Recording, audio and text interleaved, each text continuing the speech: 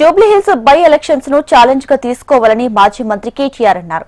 హైదరాబాద్ లోని తెలంగాణ భవన్ లో జూబ్లీహిల్స్ నియోజకవర్గం కార్యకర్తలతో కేటీఆర్ సమావేశమయ్యారు. కాంగ్రెస్ ప్రభుత్వం రాష్ట్రానికి ఎలాంటి అభివృద్ధి చేయలేదని ప్రజలకు తెలియజేయాలన్నారు. కాంగ్రెస్ పార్టీ అబద్దపు హామీలతో అధికారంలోకి వచ్చిందని చెప్పారు. జూబ్లీహిల్స్ బై ఎన్నికల్లో ఎమ్మెల్యే స్థానాన్ని బీఆర్ఎస్ గెలిచే విధంగా కార్యకర్తలు కలిసికట్టుగా పనిచేయాలని మాజీ మంత్రి కేటీఆర్ కార్యకర్తలకు పిలుపునిచ్చారు. రైతు బంధు కావచ్చు, కళ్యాణ లక్ష్మి కావచ్చు, షాదీ ముబారక్ కావచ్చు, ఒక ఆడపిల్ల ప్రసూతి అయితే కేసీఆర్ కిట్ కావచ్చు, చెప్పుకుంటూ పోతే వందల పథకాలు మన ప్రభుత్వం వచ్చినాక చేసినాం.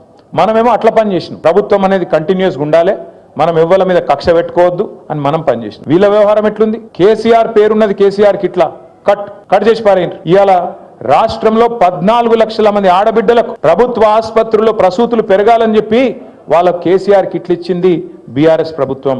కానీ కాంగ్రెస్ ప్రభుత్వం వచ్చిన తర్వాత ఒక్క కేసీఆర్ కిట్ వచ్చిందా? కేసీఆర్ గారు ఉన్నప్పుడు బతుకమ్మకు ఒక కానుకగా, చిరు కానుకగా బతుకమ్మ చీరలు వచ్చేది. రంజాన్ వస్తే రంజాన్ కు రంజాన్ తోఫా వచ్చేది. క్రిస్మస్ కు క్రిస్మస్ కానుక వచ్చేది. ఇవాళ చీర కాదు, జాకెట్ ముక్క పెడుతుండ వీడికని. ఇక మళ్ళీ పెద్ద పెద్ద మాటలు, ఇందిరమ్మ రాజ్యము, ప్రజాపాలన, ఆడబిడ్డలు అందరినీ కోటీశ్వరులు చేస్తా. నేను చెప్తున్నా, కోటీశ్వరులు చేసుడు కాదు, మీ మెడల పుస్తల తాడు ఎత్తుకపోకపోతే వీడే మంచోడు. గంత దుర్మార్గమైన ప్రభుత్వం ఇవాళ ఈ రాష్ట్రంలో ఉన్నది.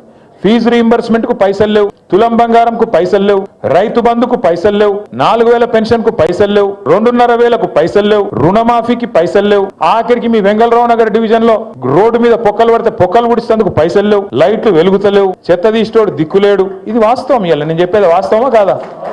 పట్టించుకుంటోడు ఉన్నాడు ఇవాళ రాష్ట్రంలో.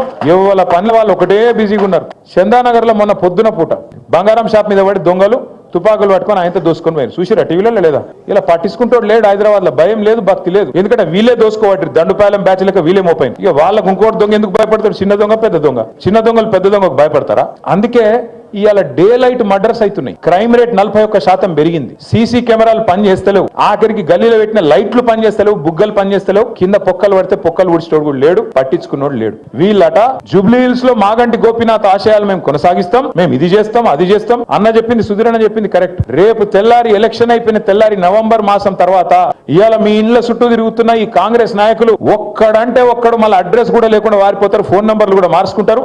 ఇది జరగకపోతే నన్ను పట్టుకోవాలని చెప్పి నేను కోరుతా ఉన్నా.